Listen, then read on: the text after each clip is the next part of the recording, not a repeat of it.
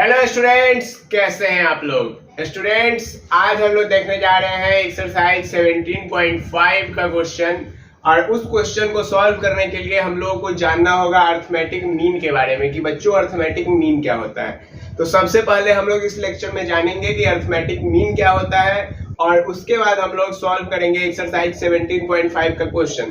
तो चलिए शुरू करते हैं आज के लेक्चर को बिना किसी देरी के।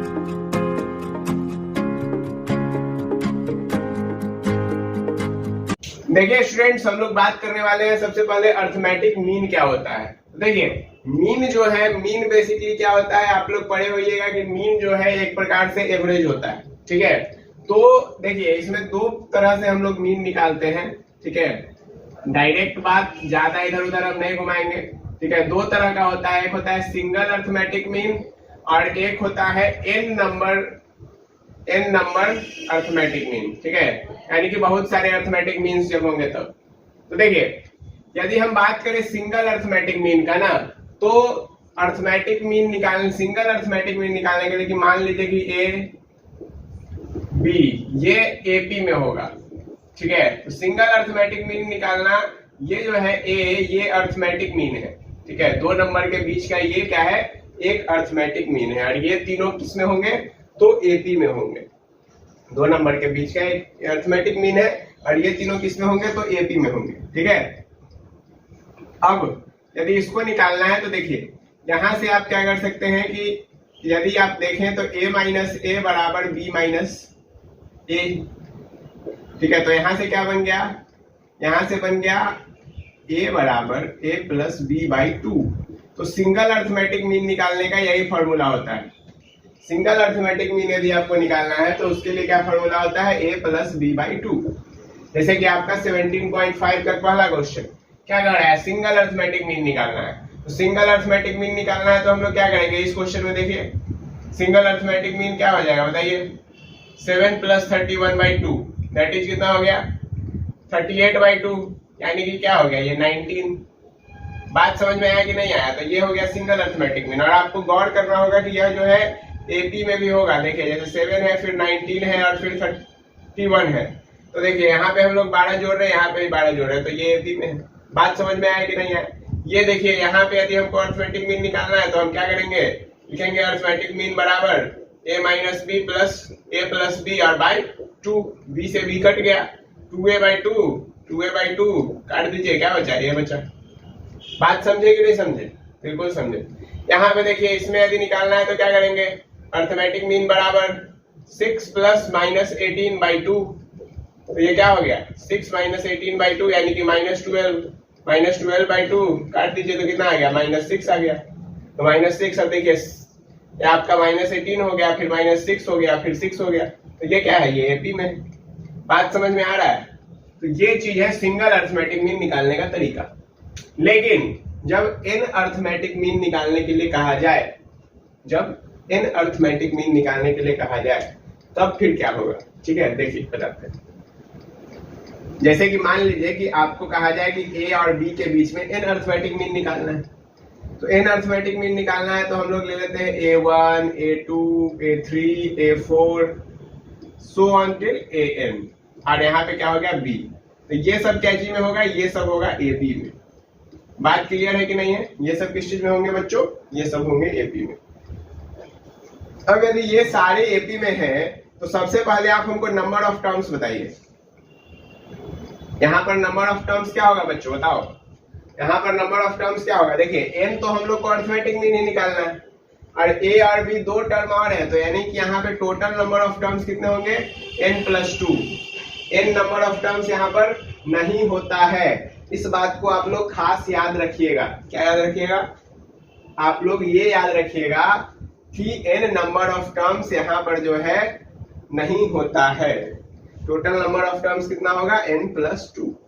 समझ गए बात। अब देखिए इसमें आपको एक और चीज चाहिए होगा जिसका नाम है कॉमन डिफरेंस। क्योंकि यदि आपको ये टर्म पता है, कॉमन डिफरेंस पता है, तभी तो आप ये टर्म लिख पाएंगे। यदि आपको ये टर्म पता है, कॉमन डिफरेंस पता है, तभी तो आप ये टर्म लिख पाएंगे। बात समझ में आया कि नहीं आया।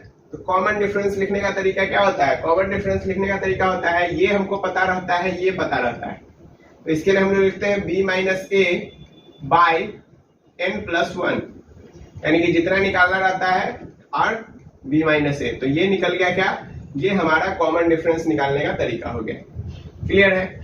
और उसके बाद फिर आपको जैसे लिखना है, मान लीजिए कि a1 का वैल्यू लिखना है, तो a1 बराबर क्या होता है, a प्लस डी, तो a प्लस डी के जगह ये पूरा चीज। a2 लिखना है तो a2 क्या होगा, देखिए तीसरा टर्म है, कितना हो गया, a प्लस 2d। ठीक है। यदि हमको a3 लिखना है तो a3 कितना हो जाएगा, a प्लस 3d। इसी प्रकार से यदि हमको an लिखना है तो क्या लिखेंगे, a प्लस nd। बात समझ में आया कि नहीं आया। वहां पे tn लिखते थे तो a plus n minus 1 into D होता था, लेकिन यहाँ पर जब लिखेंगे तो a प्लस एन डी का भी ये यहाँ पर जो है लास्ट अर्थमेटिक मीन आ रहा है। बात समझे, कोई परेशानी। तो ये चीज और ये चीज, ये तीनों आपको ध्यान में रखना है। ठीक है। और सिंगल अर्थमेटिक मीन के लिए ये चीज आपको ध्यान में रखना है। अब हम लोग चलते हैं क्वेश्चन नंबर 2 पे। हमको उम्मीद है कि आपको इतना चीज समझ में आया होगा, और यदि इसमें आपको कोई भी डाउट होगा तो आप हमको कमेंट में जरूर बता सकते हैं। ठीक है बच्चों, चलिए देखिए स्टूडेंट्स, क्वेश्चन नंबर 2 क्या कह रहा है। क्वेश्चन नंबर 2 कह रहा है insert 6 number between 3 and 24 such that the resulting sequence is an AP. कहने का मतलब ये हुआ कि 3 और 24 के बीच में आपको 6 नंबर इंसर्ट करना है, यानी कि वही n number of arithmetic mean वाला केस है। तो यहाँ पे हम लोग क्या करेंगे कि मान लेंगे, ठीक है, 6 नंबर है तो हम लोग क्या मानेंगे कि a1, a2, a3 से a6 तक ये क्या है, ये है अर्थमेटिक मीन्स। अब इस 6 को 2, 3 और 24 के बीच में रखना है। यहाँ पे एक और केस आ जाएगा, लेट 3, a1, a2, a3 से a6 और यहाँ पे आ गया 24 आर इन एपी। ये किस में हो गया बच्चों, एपी में हो गया। ठीक है। अब यहाँ पे हमको क्या पता है, ए का वैल्यू पता है 3 है। ठीक है। हमको क्या निकालना है, डी निकालना है। डी का वैल्यू बताइए बच्चों कितना होगा, डी का वैल्यू होगा कितना है, देखिए आपका 24 माइनस 3 बाई कितना अर्थमेटिक मीन था, 6 प्लस 1। क्या फॉर्मूला बताया था हमने, डी बराबर b minus A by N plus 1। यहाँ पे n क्या था, जितना अर्थमेटिक मीन निकालना है वो। ठीक। तो ये घट के कितना हो गया, 21/7 दैट इज 3, यानी कि d का वैल्यू कितना आ गया बच्चों, 3 आ गया। तो यानी कि यदि हमको a1 का वैल्यू निकालना है तो a plus D that is 3 plus 3 बराबर 6। a2 निकालना है तो क्या होगा, a plus 2d that is 3 plus 6 बराबर 9। a3 निकालना है तो क्या, a plus 3d that is 3 plus 9 बराबर 12। सेम वे यदि हमको a4 निकालना है तो a प्लस 4d यानी कि 3 प्लस 12 बराबर 15। a5 निकालना है तो क्या होगा, a प्लस 5d बराबर 3 प्लस 15 बराबर 18। a6 निकालना है तो क्या होगा बच्चों, a प्लस 6d बराबर 3 प्लस 18 बराबर 21। तो ये आपके 6 नंबर हो गए। और यदि आप देखें तो आपका जो रिजल्टिंग सीक्वेंस है वो भी एक एपी है। देखिए कैसे, 3, 6, 9, 12, 15, 18, 21, 24। समझ में आया ये सवाल, कोई परेशानी इस क्वेश्चन में नहीं है। चलिए अब सेम सवाल है, सवाल नंबर 3 भी सेम है, कोई अंतर नहीं है सवाल में। ठीक है। तो यहाँ पर हम लोग डायरेक्ट निकालना है। मैं ये स्टेटमेंट इस सवाल में बता दिया हूं, आप लोग को ये चीज हर एक में लिखना है। मैं सीधे इसमें डायरेक्ट सॉल्विंग कर रहा हूं। ठीक है बात। ए का वैल्यू 2 है, डी का वैल्यू बताइए कितना होगा, डी का वैल्यू है 34 माइनस 2 बाई कितना लगाना है, 7 प्लस 1। तो 34 माइनस 2 कितना होता है बच्चों, 32/8। कितना आ गया डी का वैल्यू, 4। ठीक है। अब देखिए कितना निकालना है, 7। तो a1 निकालिए, a प्लस डी, a2 निकालिए, a प्लस 2d, a3 निकालिए, a प्लस 3d। ऐसे करते करते करते करते a7 निकालिए, a प्लस 7d। ठीक है। और आप ये चीज निकाल सकते हैं, इसमें आपको कोई परेशानी नहीं होना चाहिए। मैंने आपको यहाँ पे बता दिया, जैसे कि a प्लस डी निकालना है तो a की जगह a डाल दिए, d की जगह 4, 6 हो गया। a2 निकालना है तो 2 plus 4 into 2 that is 2 plus 8 that is 10 हो गया। a प्लस 3d तो 2 plus 4 into 3 that is 2 plus 12 हो गया, दैट इज 14 हो गया। a प्लस 7d यानी कि 2 प्लस 7 इंटू 3 ये 21 to 23 हो गया। बात समझ में आया कि नहीं आया बच्चों, आ गया। 7 इंटू 4, यहाँ पे 4 होगा, तो ये 28 to 30 हो गया। ठीक है, ये कितना हो गया, 30 हो गया। क्लियर है बच्चों, कोई परेशानी नहीं है। अब देखिए आते हैं सवाल नंबर 4 पे। सवाल नंबर 4 क्या कर रहा है कि 5 अर्थमेटिक मीन लिखना है 8 और 26 के बीच में। सेम, ए का वैल्यू बताओ कितना, 8, डी का वैल्यू बताओ कितना, 26 माइनस 8 बाई 5 प्लस 1, 16 में से 8 गया कितना हो गया 8, 18 बाई 6, यानी कि डी का वैल्यू आ गया 3। 5 लिखना है तो A1 लिखोगे A प्लस डी, A2 लिखोगे A प्लस 2D, A3 लिखोगे A प्लस 3D, सेम में A5, अच्छा A4 क्या छोड़े तो A4 लिखोगे A प्लस 4D, A5 लिखोगे A प्लस 5D। और कैसे लिख रहा है ये हमने इस सवाल में और इस सवाल में दोनों ही में आप लोगों को बता दिया। समझ में आया? तीनों सवाल सेम सवाल है तीनों, कोई परेशानी इसमें नहीं हुई है आपको। चलिए अब हम लोग चलते हैं क्वेश्चन नंबर 5 की ओर। देखिए बच्चों, क्वेश्चन नंबर 5 क्या कर रहा है, insert 4 arithmetic mean between 4 and 19, यानी कि सेम वही पैटर्न। देखिए ए का वैल्यू कितना है बच्चों, ए का वैल्यू है 4, डी का वैल्यू बताया बच्चों कितना हो जाएगा 19 माइनस 4 बाई 4 प्लस 1, यानी कि 15 बाई 5 दैट इज 3। तो D3 आ गया, ए पता है 4 लिखना है, तो A1 बराबर A प्लस डी, A2 बराबर A प्लस 2D, A3 बराबर A plus 3D and A4 बराबर A plus 4D। That's it. Clear है बच्चों? अब आप यहां से लिख सकते हैं 4 प्लस 3 बराबर होता है 7, 4 प्लस 6 बराबर होता है 10, 4 प्लस 9 बराबर होता है 13, 4 प्लस 12 बराबर होता है 16। डन। क्लियर है, कोई परेशानी? अब देखिए छठा नंबर सवाल, ये थोड़ा अच्छा सवाल नहीं कहेंगे उतना भी, लेकिन हाँ ये सवाल जो है ये उसी को मॉडिफाइड वर्जन, ठीक है, मॉडिफाई करके दिया गया। कहा कि A1, A2, A3, A4, A5 5 arithmetic mean है 2 और 8 के बीच में। तुम क्या करो बच्चों, तुम इसका सम निकालो। यहां तक कह रहा था कि भाई तुम अर्थमेटिक मीन निकालो, यहां कहा कि नहीं तुम मीन मत निकालो। तुम क्या काम करोगे, तुम मीन निकाल के उसका सम निकाल दो, नया तरीका। ठीक है, तो देखिए क्या करेंगे हम लोग, यहाँ पर ए का वैल्यू बताएंगे कितना है, वही प्रोसेस वही है बच्चों, प्रोसेस में कोई चेंज नहीं। क्या ही होगा, 5 है तो इसके लिए 5 प्लस 1, 6 बाई 6 1 हो गया। अब देखिए A1 लिखना है तो A प्लस डी, यानी कि 2 प्लस 1 तो कितना हो गया 3 हो गया। A2 लिखना है तो A प्लस 2D, यानी कि 2 प्लस 2 तो कितना हो गया 4 हो गया। A3 लिखना है तो A प्लस 3D, तो कितना हो गया 2 प्लस 3 बराबर 5 हो गया। A4 लिखना है तो A प्लस 4D बराबर 2 प्लस 4 बराबर 6 हो गया। A5 लिखना है तो A प्लस 5D बराबर 2 प्लस 5 बराबर 7 हो गया। एंड A6 लिखना है तो A प्लस 6D बराबर 2 प्लस 6 बराबर 8 हो गया। अब तुमको इतना तो निकाल लिए तुम, यानी कि A6, अच्छा A6 तो छठा टर्म था ही नहीं, सॉरी A6 तो निकालना ही नहीं था, A6 का ही तो वैल्यू 8 है। ठीक है ठीक है ठीक है।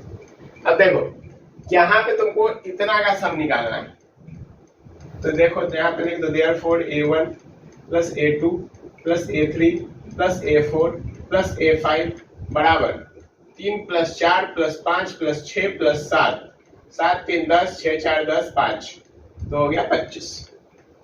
समझ में आ गया?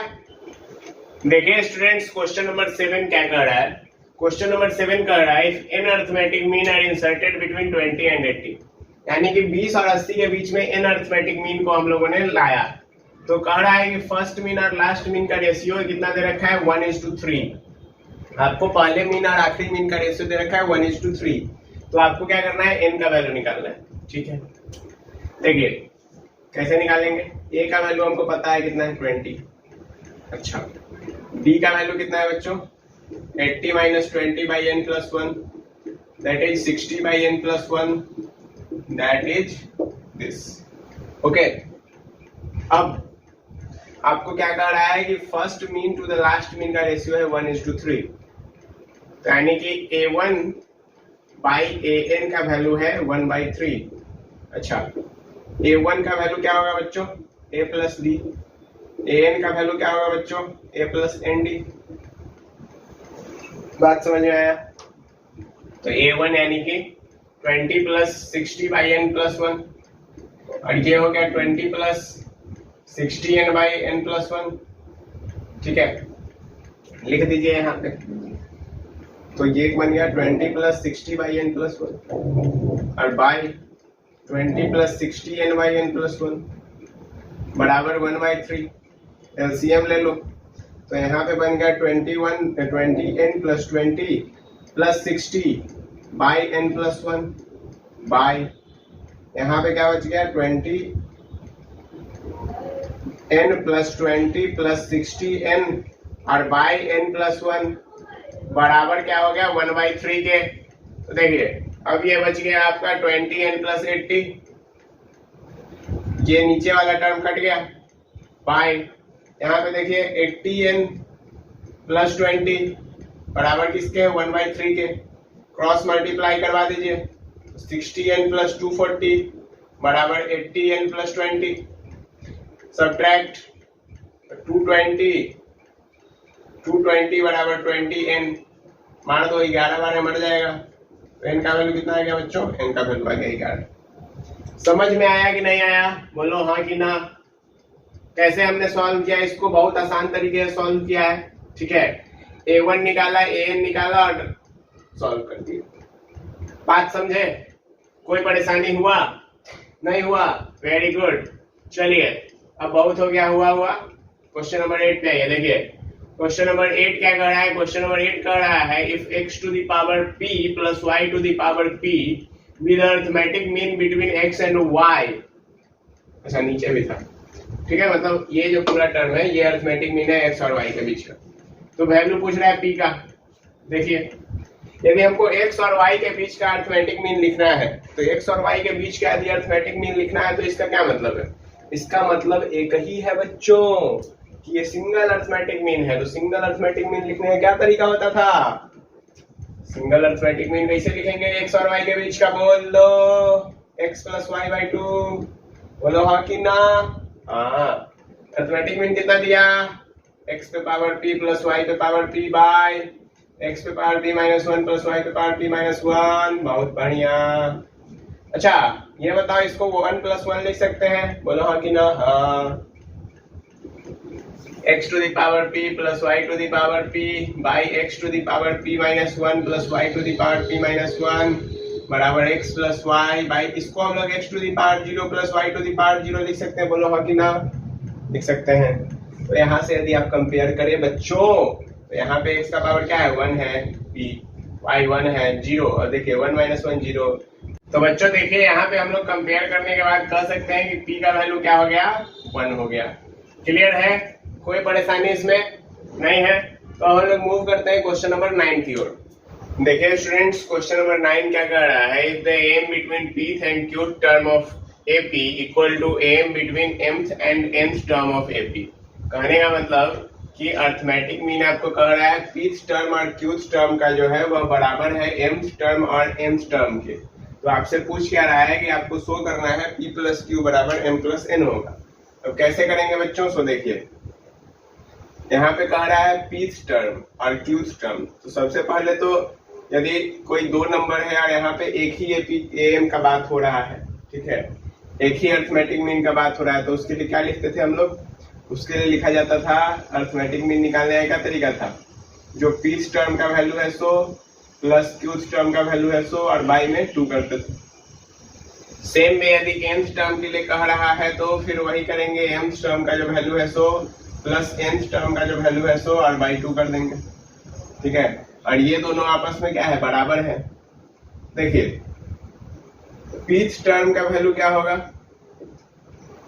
क्या होता है? a plus n minus 1 into D. जब यदि हमको किसी भी nth टर्म का वैल्यू लिखना होता है तो हम लोग क्या लिखते हैं? a plus n minus 1 into D. तो यहाँ पे a plus p minus 1 into D.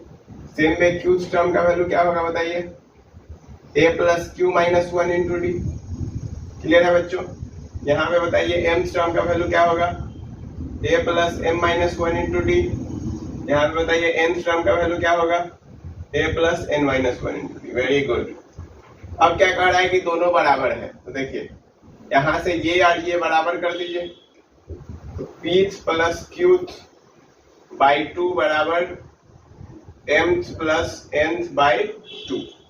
देखिए 2 से 2 कैंसिल, तो pth टर्म का वैल्यू क्या है, a plus p minus one into D plus a plus q minus one into D बराबर a plus m minus one into D plus a plus n minus one into D. Clear है बच्चों यहाँ तक?